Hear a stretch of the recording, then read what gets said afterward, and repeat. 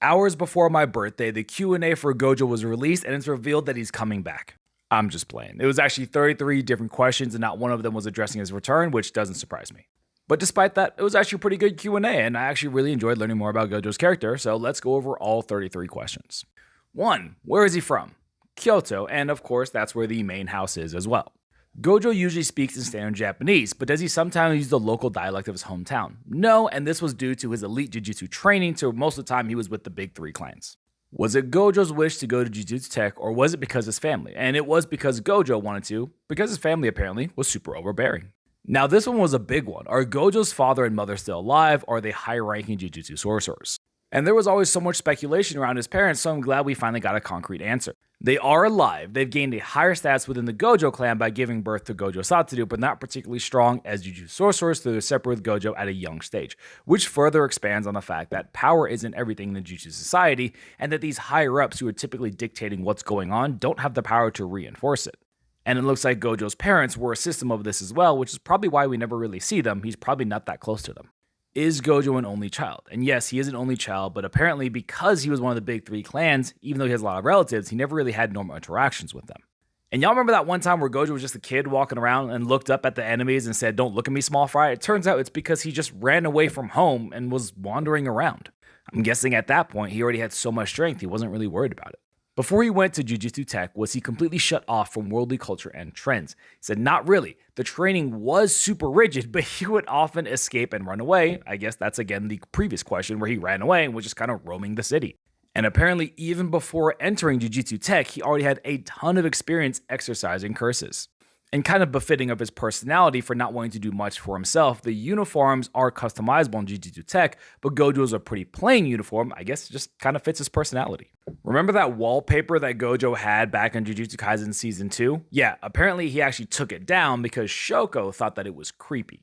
And during his stay at JJK, he did live at the student dorms. And we actually already knew this portion, but the reason he kept wearing those sunglasses towards his blindfolds is because he doesn't want too much information going into his 6 eyes. And he did apparently wear this whenever he was really young, but like Akutami says, he doesn't want to imagine Gojo in middle school wearing sunglasses, so let's not go there.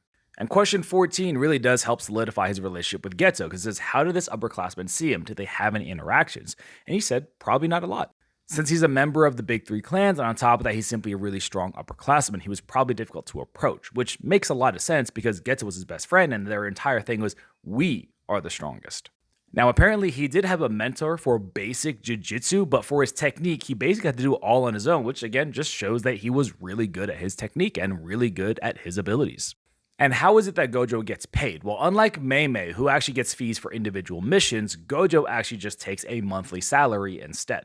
And since the Gojo clan is one of the big three families, he also just gets considerable assets. In other words, Gojo's rich. And both these questions are basically, did he ever think about doing something other than Jujutsu sorcery? Which the answer is no. And I really like this question because, again, it solidifies his relationship with Geto, and there's actually multiple different ones like this. But it says, does Gojo have any complexes? It's probably not. If I had to say, it would probably be him unable to stop Geto. And we saw this once Gojo was unsealed, but when a comrade dies, does he become emotional, sad, or angry? And he said, no. He said he kind of resigned himself to the fact that death is a part of this job. Which, again, we kind of saw this whenever he figured out that Nanami didn't make it. But I love this portion where it says he sees it from the perspective that anyone other than himself could die at any given moment. Which again, we even saw with his battle against Sukuna because he didn't think he was actually going to lose until Mahoraga came out the second time and his RCT was actually lowered. But prior to that, he thought the entire time he was going to win. So when does Gojo feel happy? It's whenever he meets someone with talent as a Jujutsu sorcerer, like Itadori Yuji. Can Gojo speak any other languages besides Japanese? A little bit of English. And what happens when he accidentally drinks alcohol that he's not very good with? This part's great. It says he spaces out instantly, but the output of his curse technique also starts bugging out. So imagine just really weak blues and reds being fired off everywhere. So does he have a driver's license? Because we know that we saw that Ichiji was driving around, and does he drive by himself sometimes? No, but he could pass with a license if he ever wanted to.